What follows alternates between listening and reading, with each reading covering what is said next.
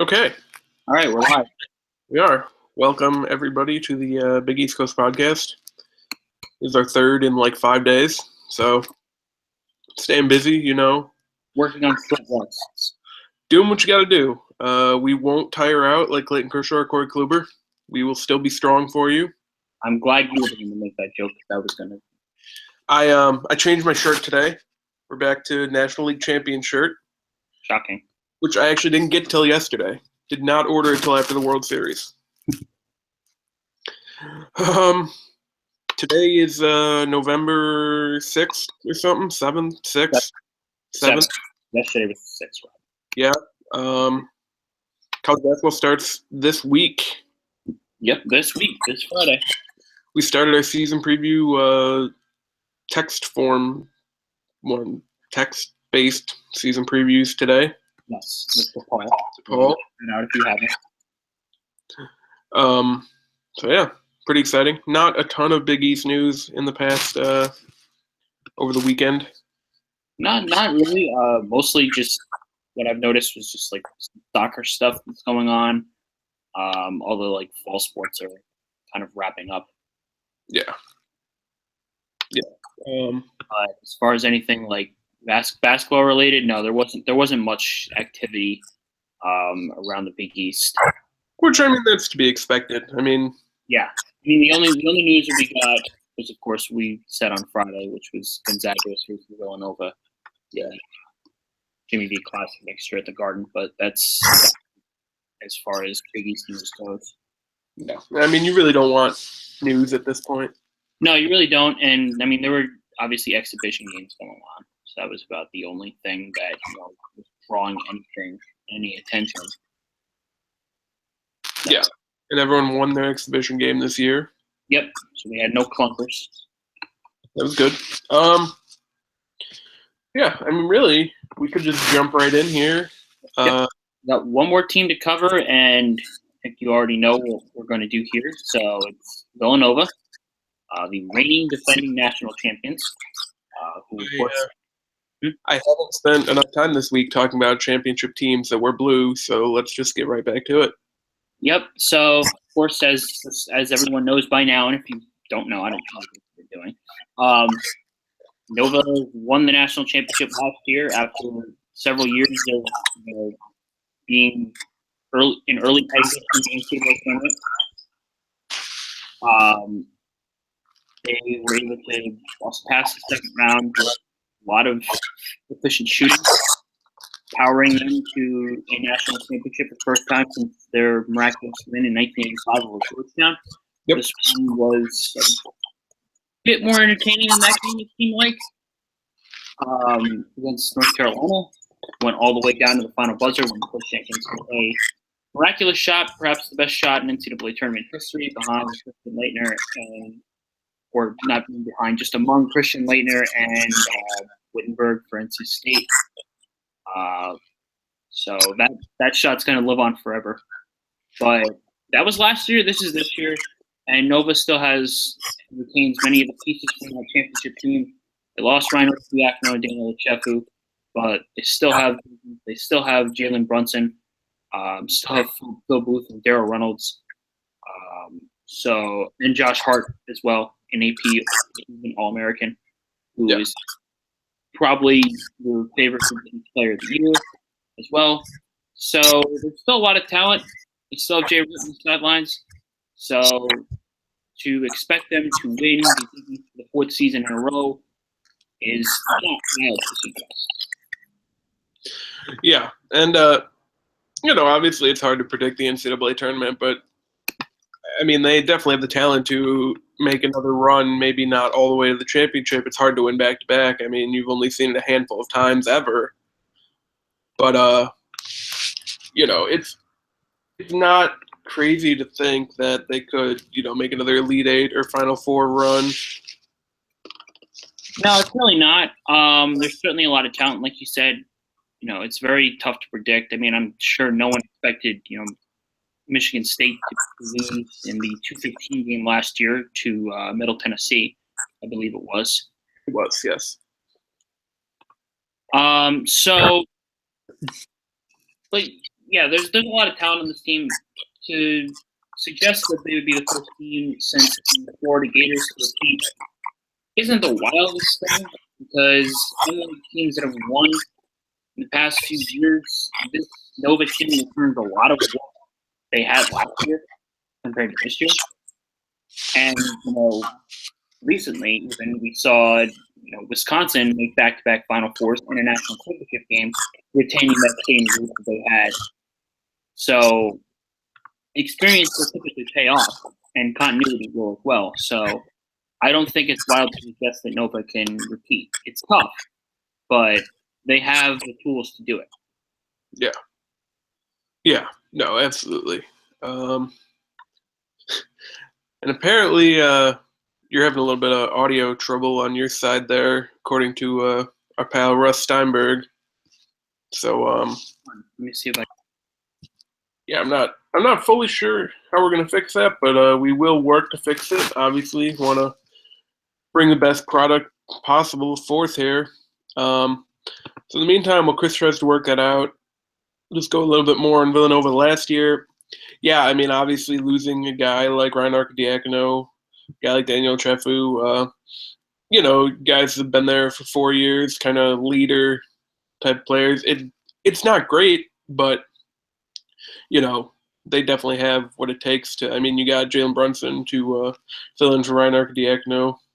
Darryl Reynolds will be fine fill in for Daniel Trefu. I mean, they're gonna have to go smaller than they would like to, I think, at times, especially without Trefu now, and with Omari Spellman not being around, which we'll get into again later. But overall, I think they are still probably the favorite in the Big East, and yeah, I mean, the depth is just phenomenal, and that's something you saw with them and Xavier last year, and that's really why they were both so successful. And Villanova kind of kept it. Well, Xavier's depth is a little bit shredded this year, which we talked about the other day. Guys, is everything good on your end now? Yeah, no, it's sounding better. All right, that's good. Yeah, so I think we're good. Okay, we'll keep trying this here. So yeah, like you said, depth is. I can still hear feedback for some reason. I can hear myself through your computer, which is weird. Yeah, because I don't have it. Oh, hold on. All right, better? Maybe. Yeah, possibly. Okay. All right. This is definitely making for a fantastic podcast. Yeah, definitely. So yeah, like you mentioned, Villanova definitely has depth to their advantage, especially at the position with Brunson, Hart, and Booth. And at forward, you would think that maybe they're a little difficult, but even with the loss of Lamar Spellman, who is ineligible due to academic issues, but they still have Bridges, they still have Jenkins and Reynolds, and a guy who can make a pretty instant impact this year, I think, the transfer Eric Pascal from Fordham. Yeah, and I mean, obviously the exhibition game isn't super telling, but I think outside Josh Hart, Eric Paschal had the best exhibition game out of anyone. Let me pull his numbers up real quick, if I can still access those from the other day. Otherwise, we can go back through. I know he got close to a double-double. I know he had probably – here we go.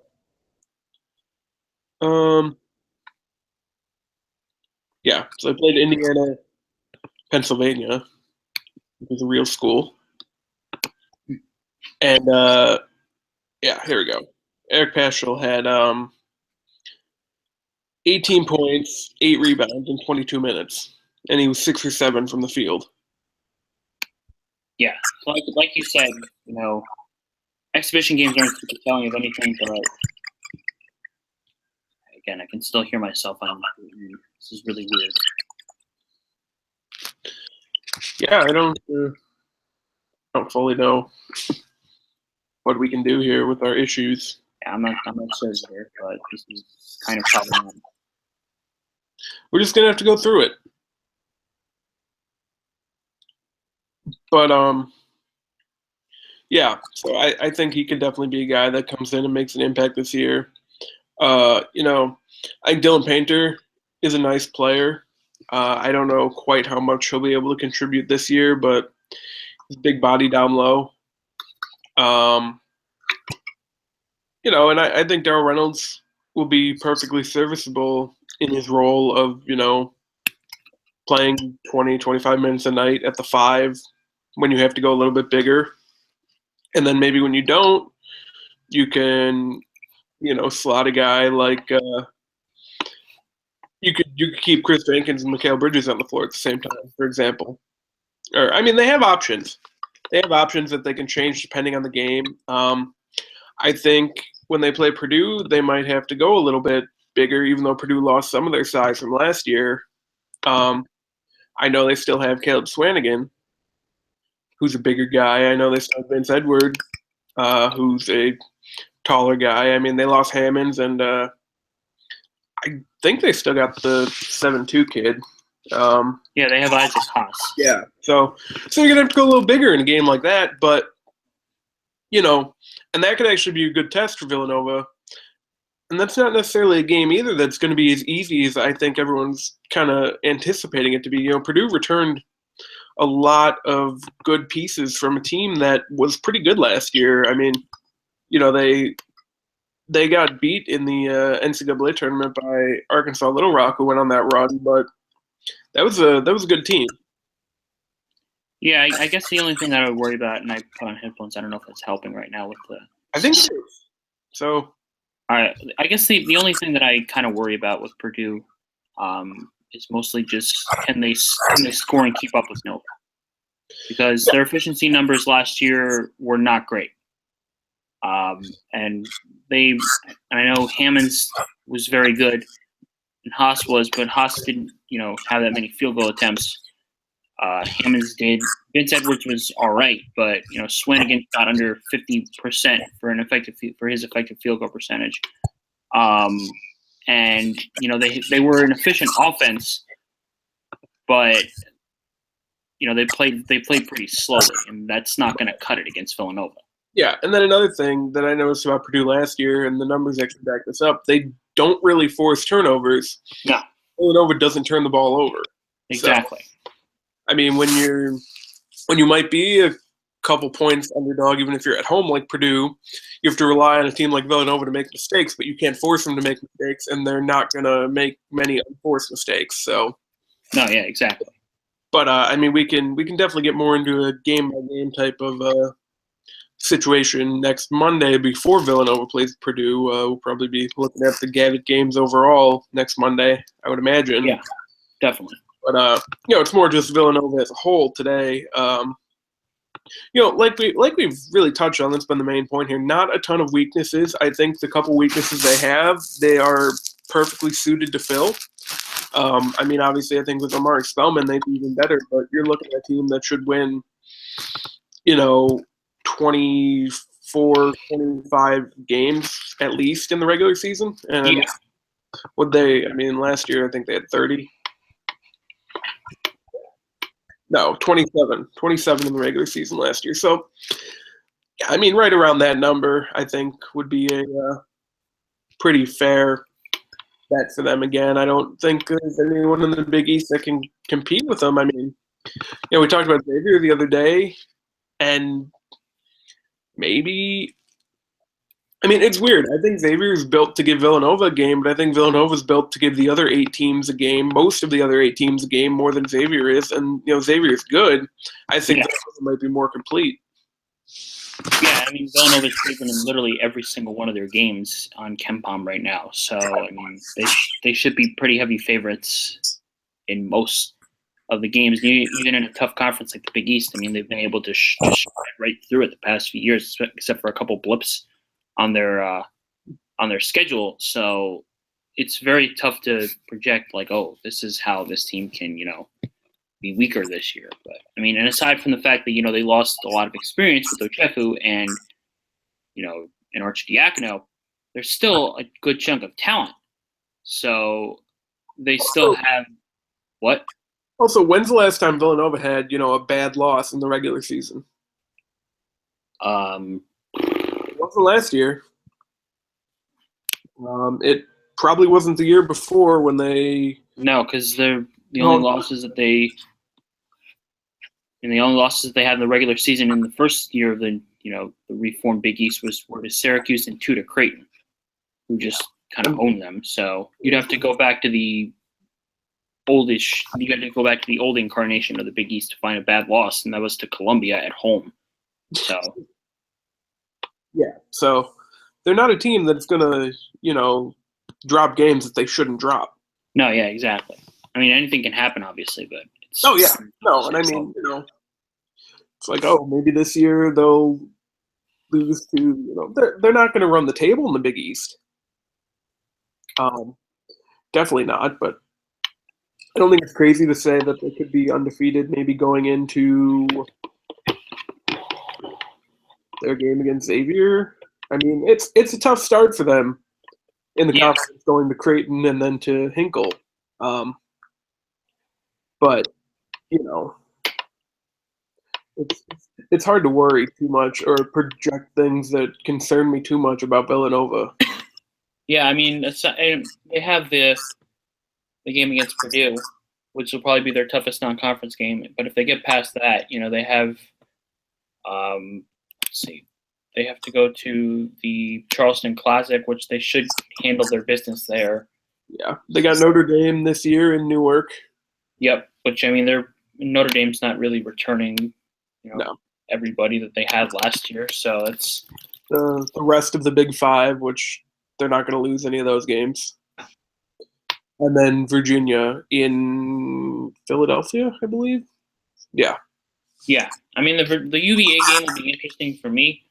I don't know necessarily if Virginia's going to win that, but they can certainly give them a very tough test. Yeah. So Virginia won last year? Yeah. Yeah, they did. Okay. That's right. Yeah, it was closer than the it was closer than the score suggested. Yeah. Yes. Okay. Yeah, the only thing I guess that worries me about Virginia, they obviously have like good players and whatnot, but experience wise, Parantes is like the only like star that's returning because they lost Gill and Brogdon and such. I mean, they still should be good. Kyle Guy and DeAndre Hunter are good freshmen. Same with Ty Jerome and Jay Huff, but aside from that, they're gonna need to find new options. Kind of funny today that we kind of have jumped all over the place so far. I mean, it's usually we talk about, this is what this team did last year. This is how they can improve this year. But with Villanova, it's like, they won a title last year, so here's how they can do it again. Yeah, it's a different animal. I feel like so. No, it definitely is. And it's the same stuff as usual with Villanova. They're probably not going to lose a game at the Pavilion. They're not going to lose a Big Five game. They're going to probably win at least 15 Big East games. I mean, yeah. What they've turned into there, and they've been like this the last couple of years. And I know you said the team last year probably, in your opinion, wasn't as good as the team in 2014, 2015. No, I really liked that. I really liked the incarnation that came before this title team last year. I thought that they were a little bit more balanced that year. Their offense was very good. They were very good. They were better at rebounding than they were the year before. I really liked that team that went 33-3. Yeah. As opposed to the team last year that went 35-5. Even though that team won a title, that team had the clunkers against Oklahoma and Virginia. Well, the clunker against Oklahoma, I should say, the close game against Virginia, and then lost to Providence and Xavier.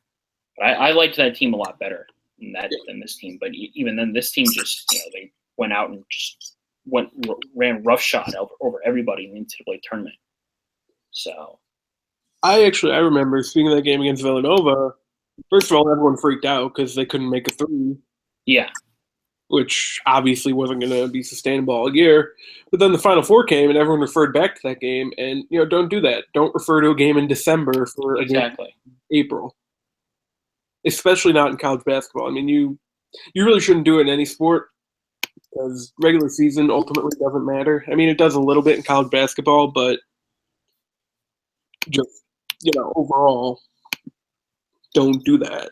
Exactly. It's not always indicative of everything because teams grow and teams learn, teams do different things.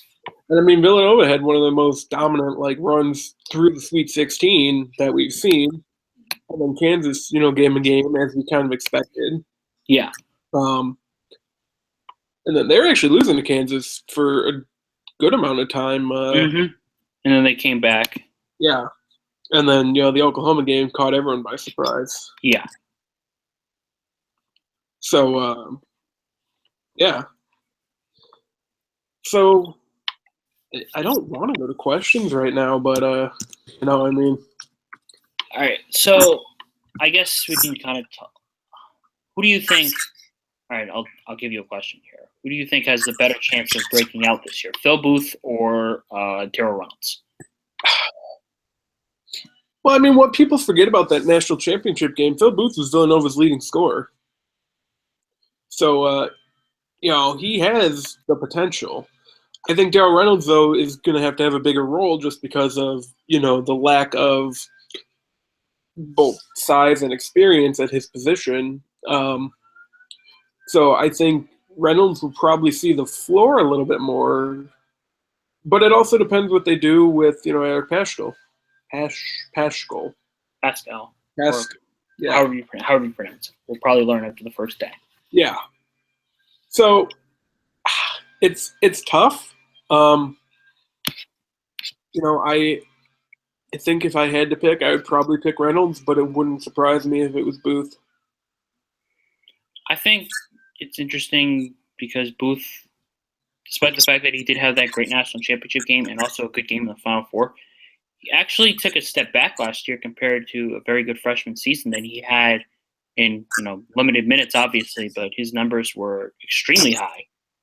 So if he can kind of revert back to form, I don't think he's going to have a true shooting percentage of 70% like he did his freshman year. I mean, that's ridiculous to expect. But if he can kind of level off and be more consistent this year, then he's going to be a big threat because he's already proven that he can be an effective player, especially and give Villanova a good 3-point shooter too, because he shot 48.5% from three in his freshman season, dropped down to 31% last year, and we'll figure out which one's which because obviously something's going to level off. Yeah, his marks in his junior year will show which one was the anomaly and which one was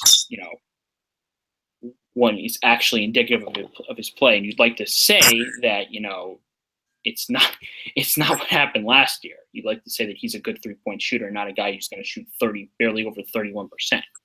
Yeah. So, hinges on that for Booth, and for Reynolds, he's obviously going to get a lot more burns, especially with Spellman's absence, and he can provide a good presence down low for them, which will be helpful and beneficial to them. So, I think both have opportunities, especially if both end up in the starting lineup, which they very well could.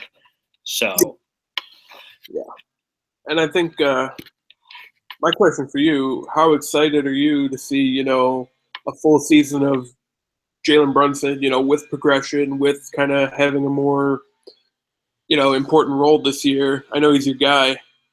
He definitely came on as the season progressed. He obviously went through the growing pains last year, but his numbers were definitely showing that he was making those progressions last year. I am definitely very excited to see him in a more expanded role this year because he's going to probably be their guy along with Booth in the backcourt if Booth does shoehorn his way into the starting lineup. So, Brunson in his sophomore year, I think, will be one of the better players in this conference. I'm not sure if he's gonna probably be neck and neck with Edmund Sumner for the crown of best point guard in the Big East, along with Maurice Watson as well. So, one of those guys is going to emerge, and I wouldn't shock me if it was Brunson. Yeah, no, and those Villanova Xavier, Villanova Creighton games are going to be fun. Yes. Yeah. So, I mean, I suppose now we could go to questions. Yeah. Just I mean, I was going to ask about the recruiting for next year, kind of being a little bit underwhelming so far, but there's a lot of guys that still have to decide, and they do have Yeah, two exactly. stars. I mean, Mm-hmm. I think it's just a matter of time before they land, a top 20 guy in the class. Mm-hmm. Probably maybe a guy like Lonnie Walker. Yeah, I can see that as well. Maybe Trayvon Duval, which would be a real Villanova player right there. Yeah, even though obviously Duval might go to an Under Armour school, so Yeah, I mean,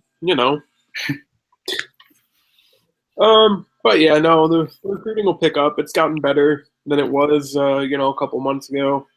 definitely. So yeah,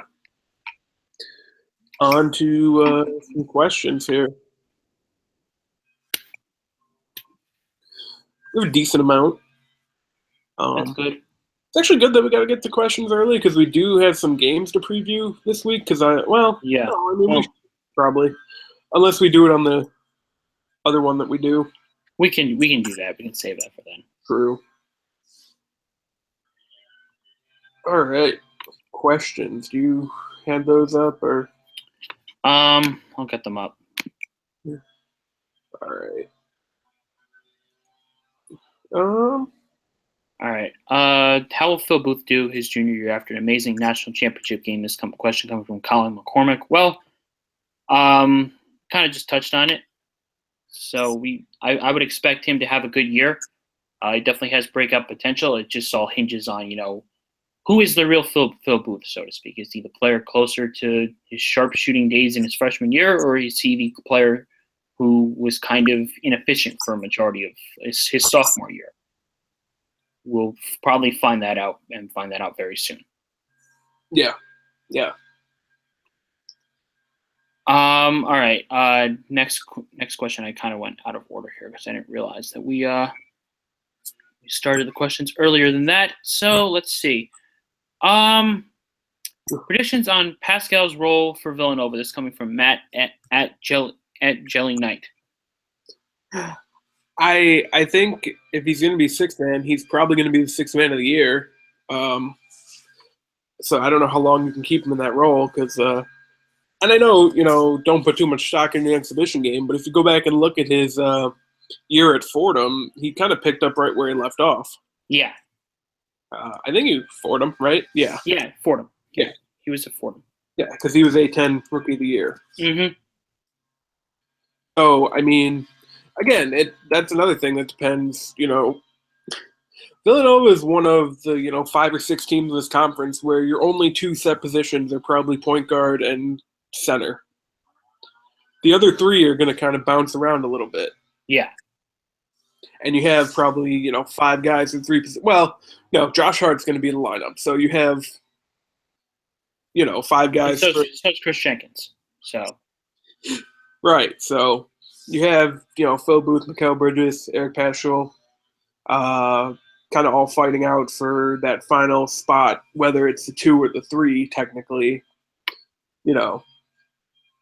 So, yeah, I mean, I think he's a valuable asset off the bench, and I think that's probably where he's going to start, in a six-man type of role.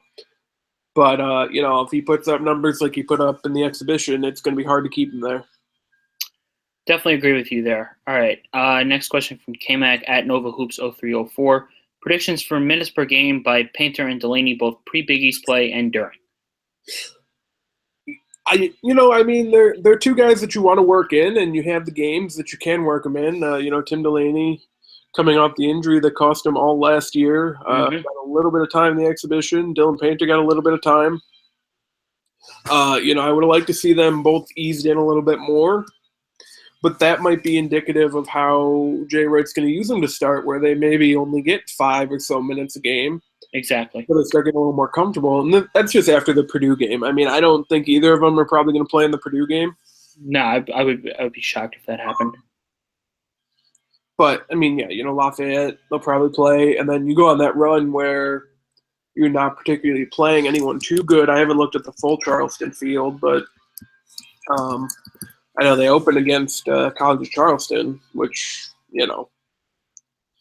nothing really there. So, I mean, there's definitely time where you can work them in. And then if you do work them in and they're at a point where they can, maybe give you 10 minutes a game in Big East play, you'll take that. Yeah, I'm definitely with you there. I think we're going to probably see them more in non-Big East play than during, unless they show out and other people regress. But especially Painter, who will be playing behind a few guys down low, because I'm sure Wright will probably trust Reynolds and Jenkins more than their freshman center, who will bring them obviously a need at that position and a need for height. So he'll get his minutes probably, but I would more expect him to go with experience rather than length at this point. So, but we'll see what happens. I mean, I wouldn't be shocked if we saw him a little bit more, but he'll definitely have. I think even if he is playing behind Reynolds and Jenkins, he might have an easier time than Delaney. So we'll see. I think that it mostly just hinges on how everyone else in front of them play. Because he's not exactly scared of using freshmen, but it's just the fact that his team is so bloated, so to speak, with talent. That it's a nice problem to have. Exactly. All right. Next question from Juan Ramos Mendez. Is Seton Hall Villanova's biggest Big East rival, considering recent history between the two? I would say yes. Considering recent history, I would definitely say yes. Seton Hall's kind of had their number. Yeah, I mean, you get a lot of people who say it's still Georgetown, and I mean, it could be just because that's always going to be a game of the two Titans from the old conference. Yeah. I think Villanova's pretty much rivals with everyone because they've been beating everyone. Yeah, exactly. But I would definitely say, as far as since Seton Hall's had their number. 2 of the last 3 Big East tournaments, the win they had over them in the regular season 2 years ago, and then of course this past year also included in that Big East tournament thing that I just said when they won in the tournament final. I would definitely say Seton Hall right now is their biggest rival, considering their history. Yeah, because they're one of the only teams that have been able to beat them every single year. Yeah. No, they have at least one. They have at least one win against them every single year the past 3 years, and I'm not sure that any other team can, say that right now. No, I don't think so. No, because Creighton had the 2 wins. Creighton had the 2, and then none since. Exactly, and then Providence didn't have it the 2 years before that. Yeah, and they didn't have. I don't know if they had one 2 years ago, but they know they had one last year. But yeah, I would say since Seton Hall has been able to knock them off at least once in the past 3 years, they are definitely their biggest rival right now, because rivalries really aren't typically one-sided. They're usually kind of back and forth. Rivalries also aren't really a thing yet in this conference, aside from Butler and Xavier. No, definitely not. Definitely not. We still have some ways to go, but I would definitely say Seton Hall is their biggest one. Yeah. All right, we have one question from Dylan Blanchard at DCCB31. Question: is Nova the best team ever of all the times? They were last year. Certainly. Yeah, I mean, if we're just talking about college basketball, because, they're not even the best team to wear blue to win a title this year in all the sports, but, Yeah, you always got to bring that up. I know. But, yes, they are. All right, another question from Juan Ramos Mendez. Who is Wright's coaching rival? Mac has brought his team the farthest, turning Big East standings, but Willard seems to have his number. That's a good question. That's an interesting question. I would kind of lean towards the same idea that I had. I would say that since Willard's had his number, I would definitely lean towards him. Yeah, I mean, aside from the one win that Xavier had, against them last year, I mean, Wright's kind of coached circles around Mac every time. Yeah. But he's not been able to figure out Willard and Seton Hall in any of the past 3 years. At least one loss against them. So maybe Rick Pitino only when he wears his white suit, because that's the only thing that can touch Jay's suits. Yes. I would definitely agree there, but yeah, I would say this is it's the same idea with Seton Hall, with being Villanova's biggest rival. I would say that Willard is probably his coaching rival because he's been able to figure him out, and Wright can't seem to get them down for at least once. So Yeah.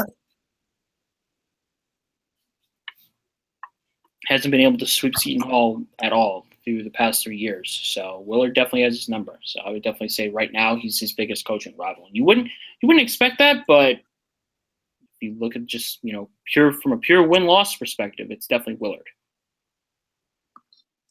Yeah. All right, next question from our own Sam Newberry. Spellman is ineligible. Who steps up for Nova down low to fill that gap? Well, I think it's Darryl Reynolds at first. And then, like we said earlier, you maybe try and work the other guys in. It's not an exact science. It's something that they're going to have to work on. Yeah, I think Reynolds will certainly have his opportunities. Same goes for Dylan Painter, as I mentioned before, as long as he's able to snag them.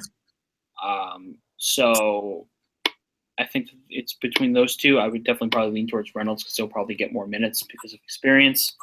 So that would be my answer to that question, Sam. Next question from Pat. Are the Wildcats better than the Cleveland Browns at hockey? Yes. Yes.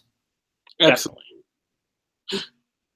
Definitely. And last question from Matt Demarinis. Which will be the most likely cause of humanity's extinction?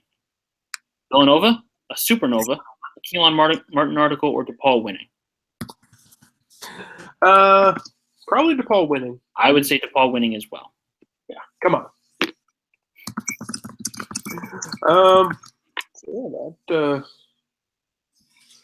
That'll do it for questions, but I don't know. Do we have anything else we need to cover here? I mean, we touched on recruiting. We touched on projections for this year. I think it's just going to be more of the same. I don't really see. I guess the weakness for this team would be size, but I think they can kind of overcome that with their scoring abilities. Yeah. You can win their matchups. They don't have to deal with too many big Titans around. And I think that you lose the experience of Ochefu and Arcidiacono, who are obviously very helpful and beneficial, but you still retain a lot of talent. And as long as you have talent, and they have a great coach, so you can't just say, you can't do anything. You can have great talent, but you don't have great coaching. It doesn't matter. But they have great talent and great coaching. So I still think this team is a very viable threat to the Big East and to the country.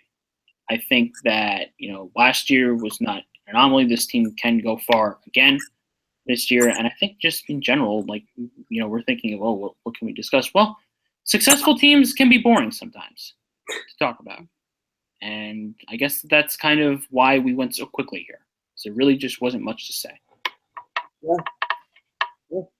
So Tuesday night in prime time, we have our full, national season preview. Wait, are you saying that's tomorrow night? Because I don't think that's a good idea. No, Thursday, not Tuesday. We would not do it tomorrow. That would be terrible. That would be a very bad idea. Thursday in prime time. We'll probably have some people on. It'll be longer than our usual podcasts. Yes. Come on, watch, ask questions, do whatever it is that you would like to do. And it'll be a lot of fun. And then Monday we'll be recapping this weekend's games and hopefully not talking about any crazy losses. Yeah, and previewing the Gavitt games. Yep. So that should be entertaining. Yeah. So that's where we're at. We've made it through the off season. Have one more thing that we all need to make it through as a nation before we get to college basketball. Yep. Speaking of which, go vote tomorrow. It's important. Yes, it is. Democracy and such is good.